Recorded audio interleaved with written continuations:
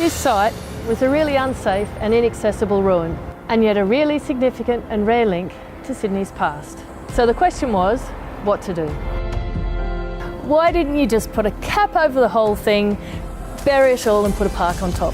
I mean, why didn't we think of that? It would have been so much easier. But what we did find was that there was this incredible ruin here. There's some beautiful crumbling old brick walls, and we thought instead of making a park, it would be fabulous to make a series of urban rooms.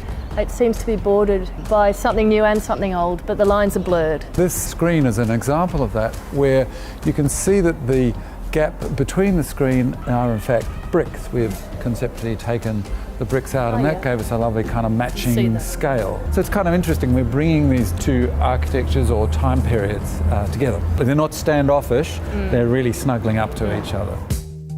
One of the important ideas was that water should reoccupy the space, and particularly the centre under this beautiful roof. You get the reflections of the arches, and then the garden around that pushes all the circulation to the edge where you experience the beautiful curved wall. And the planting species. The Victorian era tended to favour large textures, unusual, exotic plants, so we used that palette. Do you think of this project as a new project or an old project? Oh, I think about it very much as a new project, because for us it was about projecting into the future. What could this place be in the future for Sydney? It just happened that in our projection of the future, we embraced the elements that we had inherited. What makes a city is not the buildings, but the spaces in between. I'd have to say, this space is one of the most remarkable I've ever seen.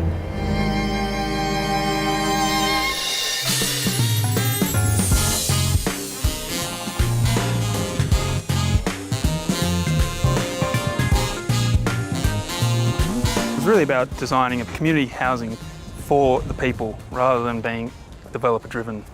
This building is really tenant driven, providing spaces that are calm and allow amenity to the people who live here. And more community spaces, I guess?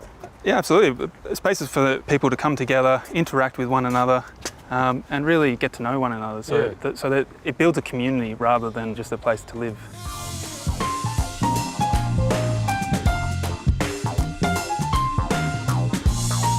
So Sasha, how long have you been living here in this complex? I've been here approximately about a year and a half. Okay. Welcome to my apartment, David. Yeah, thanks Sasha. Massage table? Yeah, I've got a massage table because I'm self-employed as a massage therapist. Okay. I run my own business from home.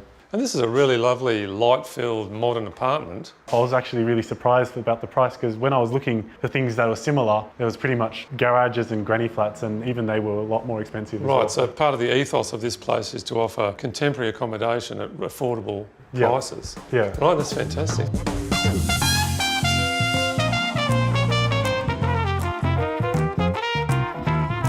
Common Ground is a model that's been adopted in New York.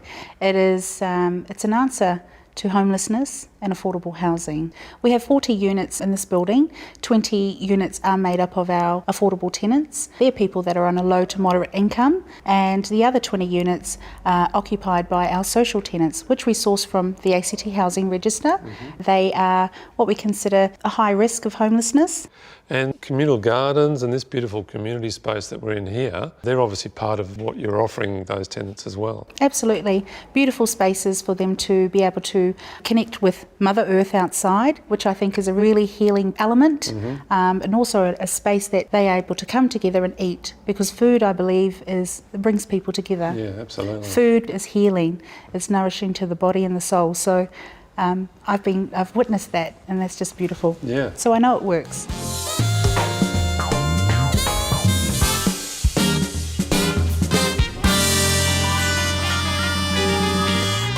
Good architecture isn't just about beautiful buildings. Good architecture, good design is about the part it can play in transforming people's lives. And Common Ground definitely does that.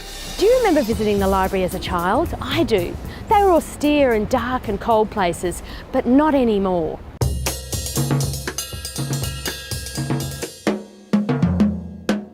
Simon, we're located in the centre of the city of Perth, surrounded by 3 really significant heritage buildings. How did that inform your design? We wished to create a modern building in this setting, so we came up with the idea of a cylindrical building, a building which opened up to the views of the heritage building, but yet at the same time create an identity for the city.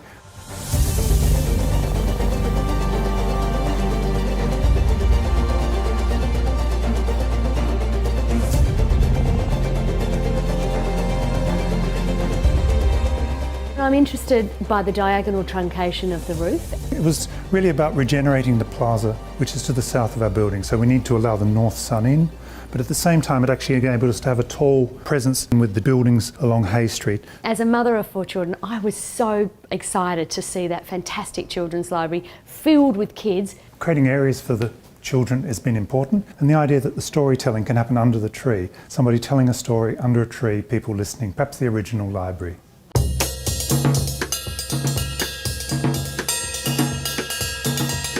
Well, we looked to use a very limited palette.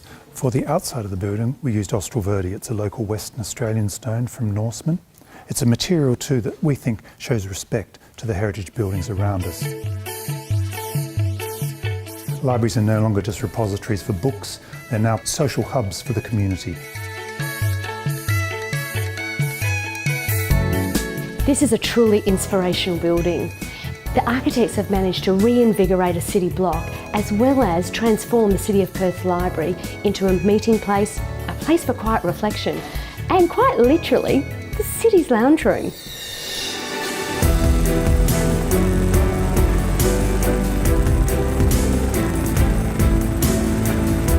The Three Capes track is a 4-day walk along the coast of the Tasman Peninsula, with stops each night in the cabins. We're heading to the first one. It's called Surveyors.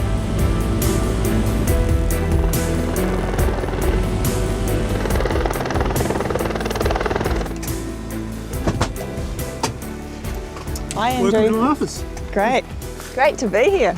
So tell me a bit more about the construction process, Andrew. It's not your normal construction. We're 5 hours walk from the nearest road and everything has to be slung under a helicopter to be brought in. Yeah, the boys from Voss wouldn't want to have walked these in, would Yeah, they? I wouldn't have either.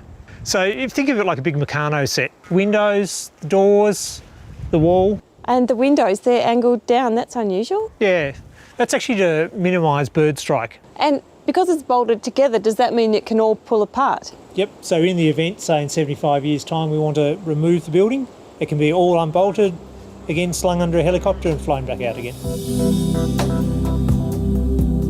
You've got to remember, this isn't a hotel, it's a bushwalking cabin. It must be world class in terms of a walker's cabin. Yeah, it is. We've had people from Canada and New Zealand, marvel at how good they are. We've got hand pumps for the water. Hand pump? Yeah, our idea was that water's pretty precious, so we wanted people to work for the water. It's a magnificent place to be. It's sunny, it's protected from the winds, great outlook, and you've got a fantastic view of Cape Row. Great, yeah, it's absolutely magnificent. You wait till you see the next one though.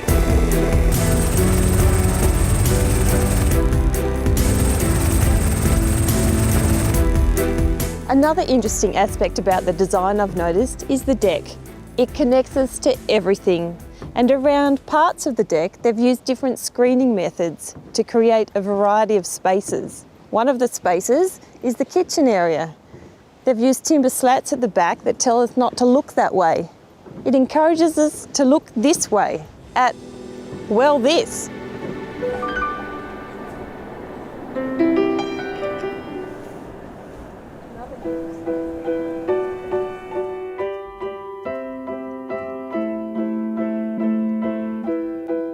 So we've used a whole variety of materials. The timber, for example, is really interesting because it has to be bushfire resistant.